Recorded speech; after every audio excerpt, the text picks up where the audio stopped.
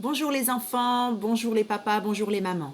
J'espère que vous allez tous bien et que cette semaine s'est passée le mieux possible pour vous. Alors, je vais commencer par un petit message pour les parents pour leur donner quelques conseils, quelques pistes pour que vous puissiez rythmer au mieux la journée de votre enfant. Alors, quelques petits conseils. Alors, essayez d'alterner au maximum les différents moments d'activité de votre enfant. Des petits moments, puisque vous devez avoir sûrement remarqué que bon, les enfants n'ont pas une très longue capacité de concentration, donc il faut varier les rythmes. Passer de moments de jeu avec eux à des moments de calme, des moments de jeu aussi où ils peuvent être seuls, des moments d'échange, de dialogue, des moments de défoulement, suivis de moments de temps calme. C'est important pour que la journée se passe le mieux possible pour eux et pour vous. Limiter au plus possible l'usage des écrans. Je sais bien que ça n'est pas facile en cette période, mais évitez de laisser les enfants des heures devant la télé, des heures devant l'ordinateur, puisque vous constaterez par vous-même que ça a un effet assez excitant au bout du compte. Par rapport aux activités que je propose, vous faites ce que vous pouvez. Il n'est absolument pas question de se mettre la pression. De la pression, vous en avez suffisamment, on en a tous. On a aussi de l'angoisse, les enfants, les parents. Donc, on fait ce qu'on peut. Tout dépend de votre disponibilité. Si vous êtes confiné 24 heures sur 24, si vous êtes en télétravail, si vous travaillez à l'extérieur, vous n'avez pas tous les mêmes possibilités. Donc, chacun fait selon ses possibilités, selon ses envies, selon sa vie de famille et son planning. On peut aussi confier quelques tâches aux grands frères et aux grandes sœurs de temps en temps pour aider les petits. Je sais que ça n'est facile pour personne. Enseigner, c'est un métier, ça n'est pas le vôtre. Donc, vous faites ce que vous pouvez. Ne laissez pas les chaînes d'infos tourner en boucle toute la journée, puisque les enfants ont l'air de ne pas s'y intéresser, mais en fait, ils entendent tout. Et c'est quand même assez anxiogène. Donc, préservez-les de ça au maximum, tout en répondant malgré tout aux questions qu'ils peuvent se poser et vous poser, avec des mots simples et rassurants. Développer les relations téléphoniques au maximum, vidéo avec les proches, les papis-mamies, les oncles et tantes, les amis de la famille, les camarades de classe, car dans les circonstances actuelles, on a vraiment besoin les uns les autres.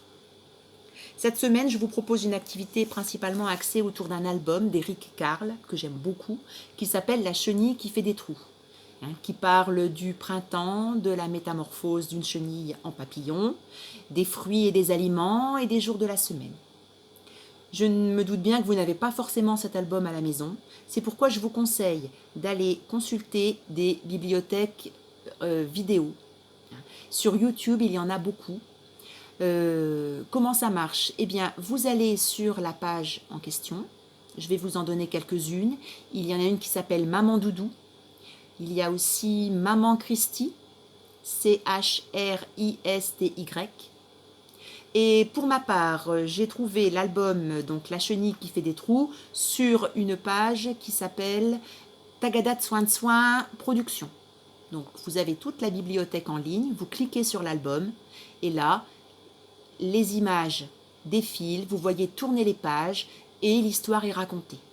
Donc ça peut être intéressant puisque la bibliothèque de la maison, je pense que vous en avez fait le tour. Vous n'avez pas forcément les possibilités et même voire pas du tout pour aller acheter des nouveaux livres. Donc voilà, ça peut être bien d'aller de temps en temps écouter une histoire pour un temps calme ou avant d'aller dormir. Voilà, des nouvelles histoires puisque les enfants aiment bien les nouvelles histoires, même s'ils aiment aussi bien réécouter les histoires qu'ils aiment. Ça permet donc de développer les lectures, de varier les thèmes. Voilà, l'album dont je vous parle donc se porte sur la page Tagada de Soin Production. Voilà. En complément du travail que je vais vous proposer cette semaine, je vous conseille pour les enfants d'en faire, pour les parents qui souhaitent en faire un petit peu plus, pour les enfants qui en sont capables, un site que j'utilise depuis des années, que j'aime beaucoup. Une maman l'a trouvé d'ailleurs et m'en a parlé. C'est le site Mater Album. Mater comme maternelle et en un mot, Mater Album.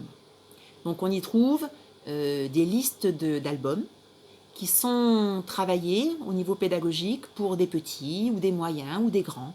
Et on clique sur les activités dans différents domaines et on peut avoir du matériel pédagogique à imprimer. Donc voilà, ça c'est pour aller plus loin que ce que je propose. Si vous avez des possibilités d'imprimer, de télécharger, de choses comme ça, vous pouvez le faire avec par exemple des enfants qui auraient fait les activités que je propose et qui auraient encore besoin de travailler parce que je sais qu'il y en a beaucoup qui doivent être demandeurs.